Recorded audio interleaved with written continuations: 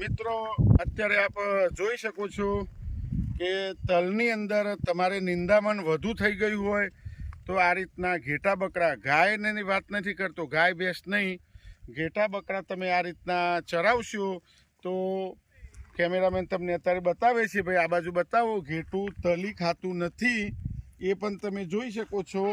એ ફક્ત જે આપણું ઘાસ હોય એ જ ખાતું હોય છે। તો તમે પણ આ રીતના તમારા ખેતરમાં ઉનાળુ તલ વાવેલા હોય તો આ રીતના તમે પણ ઘેટા બકરા, ગાય ભેંસની વાત કરતો નથી ખેડૂત મિત્રો, એ પણ ધ્યાનમાં લેવું। તો ફક્ત તલ સિવાયનું દરેક ઘાસ ખાઈ જાય છે। તમે મારા ખેતરમાં અત્યારે જોઈ શકો છો, અત્યારે ભાઈ ઘેટા ફરતા પણ કેમેરામેન બતાવી રહ્યા છે અને આ બાજુ પણ બતાવો, બકરી પણ ચારો અત્યારે ચરી રહી છે એ પણ તમે જોઈ શકો છો આ રીતના। અને ખેતરને કોઈ પણ જાતનું તલીમાં નુકસાન કરતા નથી, તલીના છોડ એમને એમ રહે છે એ પણ તમે જોઈ શકો છો મારી સાથે। અને આ રીતના તમે પણ તમારા ખેતરમાં જો વધુ ઘાસ થઈ ગઈ હોય તો નજીકથી પણ બતાવું। આ રીતના તલને છોડીને ચીયો ઘાસ હશે, બીજું ઘાસ હશે, એ બધું ઘાસ અત્યારે ઘેટા બકરા ખાઈ રહ્યા છે, તમે જોઈ શકો છો। આ મેં જાતે પ્રયોગ કર્યો અને નજીકથી આ બતાવું તમને તો એકદમ સરસ મજાનું રિઝલ્ટ મળે છે મિત્રો, એ પણ આપ ધ્યાનમાં લેશો।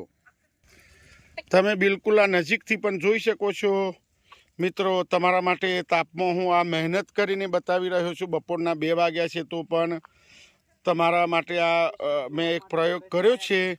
તો મિત્રો વિડીયો જોતાં જોતાં પણ તમને સારો લાગે તો લાઈક કરી શકો છો, શેર કરી શકો છો, તો બીજા મિત્રોને પણ તલ ઉનાળુ વાવેતર કરેલું હોય તો આ રીતના ઉનાળુ વાવેતરની અંદર ઘેટા બકરા, ફરીથી કહું છું, ગાય ભેંસ, ઊંટ ને બધું નહીં મિત્રો, ફક્ત ઘેટા અને બકરા એક એવી પ્રજાતિ છે એ તલના છોડને ખાતા નથી મિત્રો। આ લાઈવ તમે જોઈ શકો છો, તલ એમને જ રહેશે, કેટલા બધા છે ઘેટા બકરા એ પણ તમે જોઈ શકો છો।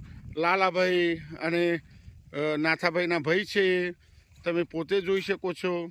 અને બિલકુલ નજીકથી બતાવું, શહેરી મિત્રોને તો વધુ આનંદ આવશે। અને મિત્રો વિડીયો તમે બીજા ખેડૂતોને આ રીતના શેર કરી શકો છો તો એમને પણ લેબર બચશે। પગથી અત્યારે તલ નાના હોવાથી પગથી પણ તૂટતા નથી, એવા ને એવા જ રહે છે મિત્રો, છોડને કોઈ નુકસાન થતું નથી। આપ આ જોઈ શકો છો નીચે, અને મોટી સંખ્યામાં ઘેટા બકરા છે તો પણ કોઈ પણ જાતનું નુકસાન નથી। ગાય માતા છે પણ એ દૂર છે, કારણ કે ગાય તો તલ પણ ખાઈ શકે મિત્રો। તો આપ અત્યારે આ નવતર પ્રયોગ મેં કર્યો છે તો તમે પણ તમારા ખેતરમાં કરી શકો છો।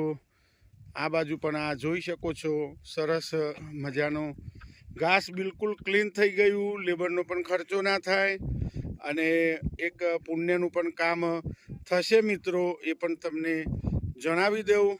તો મિત્રો તમે પણ આ રીતના તમારા ખેતરમાં તલની અંદર પ્રયોગ કરી શકો છો મિત્રો। તો આપ અત્યારે જોઈ રહ્યા છો, બોલો। તો મિત્રો તમને પણ ખ્યાલ આવી ગયો કે પૂરા તલ મારા ક્લીન થઈ ગયા અને હવે ઘેટા બકરા ચરીને એમના ઘર તરફ જઈ રહ્યા છે, દૂર કેમેરામાં દેખાતા હશે તમને પણ। તો મિત્રો પૂરું ખેતર મસ્ત એકદમ સાફ થઈ ગયું અને તલના છોડને કોઈ પણ જાતનું નુકસાન નથી એ પણ તમને જણાવું। તો મિત્રો તમે પણ આવો પ્રયોગ કરી શકો છો। આ લાઈવ વિડીયો મેં મૂક્યો, તો વિડીયો મારો સારો લાગે તો બીજા મિત્રોને પણ આ રીતના શેર કરજો। તો અહીંયા હું આ વિડીયો પૂર્ણ કરું છું।